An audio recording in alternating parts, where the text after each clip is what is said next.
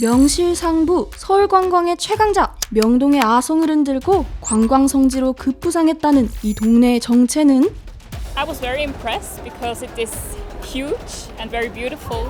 It's a very interesting space. We don't have that in Sangsu or somewhere else. 전국의 패션 피플들 다 모인 성수동. 트렌드를 만드는 홍대 입구. 외국인 관광객의 쇼핑 성지 명동을 압도했던 패션 맛집 시초. 알고 계시나요?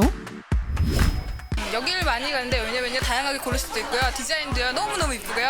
또 값도요 저렴하고요. 그래서 옷이 많고요. 다양하게 구경도 할 수 있고 사람들도 재밌고 그래요. 빽빽하게 들어선 점포, 거리를 가득 메운 수많은 옷 보따리, 그 사이를 오가는 수많은 젊은이들. 급기야 밴드 공연까지 펼쳐지는 이곳은 1980년대에서 2000년대 한국의 의류업을 선도하며 국내 대표적 패션 상권으로 자리 잡았던 동대문 패션타운인데요. 6.25 전쟁 직후 피난민들이 미군복을 재활용해 옷을 만들며 번영하기 시작한 동대문 패션타운은 지금의 성수, 홍대 뺨치는 그야말로 거대한 패션 성지였습니다. 특히 1990년대 말 들어선 두타, 밀리오레 등 패션 쇼핑몰은 외환위기 직후 문을 열었음에도 10대에서 20대 젊은 층을 겨냥한 최신 유행 디자인, 저렴한 가격을 경쟁력으로 내세워 망할지도 모른다는 세간의 우려와 달리 폭발적인 인기를 끌었죠. 요즘 가장 인기 있는 유행은 어떤 거야? 마종류. 색상도 약간 파스텔 계열로 맑고. 당시 동대문은 각종 보세의류, 액세서리, 잡화 등의 매장이 가득했고 시장 어디를 가든 쇼핑하는 젊은이들과 도소매 상인들이 가득했습니다. 그리고 이 인기를 발판 삼아 해외 바이어들까지 몰려드는 아시아 대표 패션허브로 자리매김했는데요. 90년대 후반 동대문 패션 시장이 불러온 경제적 효과는 연간 10조 원 규모. 2000년대 초반에는 사입을 기반으로 온라인 쇼핑몰 붐을 만들며 3CE와 같은 대표 인터넷 쇼핑몰 기업을 탄생시킬 정도였습니다. 하지만 영원할 것 같던 하플, 동대문은 2000년대 이후 쇠퇴의 길을 걷기 시작했는데요. 패션 유통 환경이 급변하면서 온라인 쇼핑몰들이 직접 해외 공장을 통해 생산하거나 해외 사입 대행 시스템을 활용하기 시작했고 굳이 동대문을 찾지 않아도 소비자는 물론 온라인 판매자까지 온라인에서 모든 걸 해결할 수 있게 된 거죠. 한때 온라인 쇼핑몰의 인큐베이터가 됐던 동대문이었지만 결국 온라인 쇼핑몰의 성장으로 오프라인 중심 상권이 타격을 입게 된 것.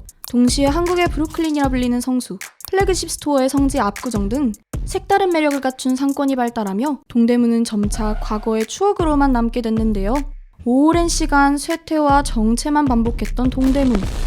이곳이 최근 제2의 전성기를 맞이했다고 합니다.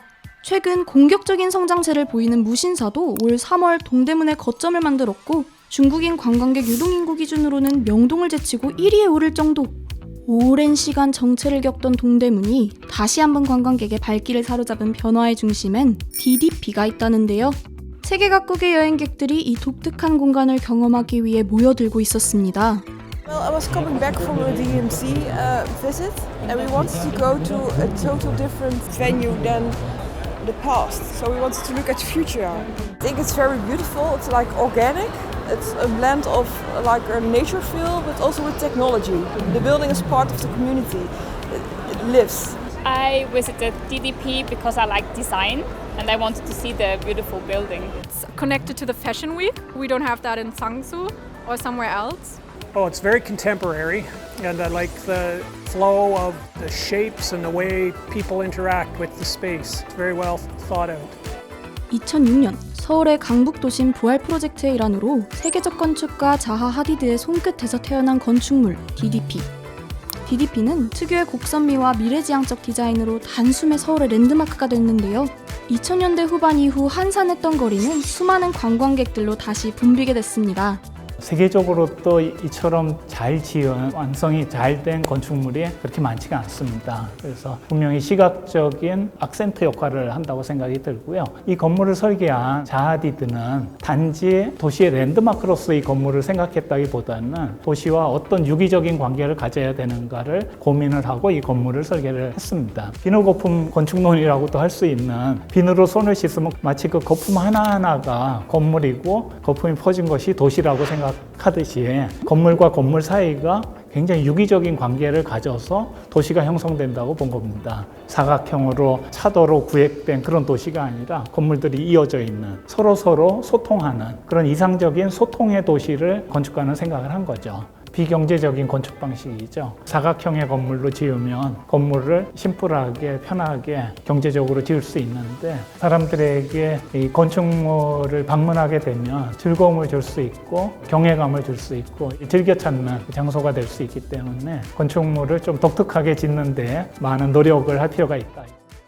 더 나아가 이 특별한 건축 자체를 하나의 콘텐츠로 만들어내기 위한 노력도 이어지고 있는데요. DDP는 자하 하디드의 설계 철학과 공간 곳곳의 디테일을 직접 보고 느낄 수 있는 다양한 투어를 진행, 건축물의 아름다움을 가까이서 느끼고 유려한 곡선과 서울 도심 전경의 조화를 한눈에 조망할 수 있게 했습니다. 단순히 건축물을 보는 데에서 그치지 않고 디자인이 곧 경험이 되는 공간으로서 시민들에게 열려있도록 한 거죠.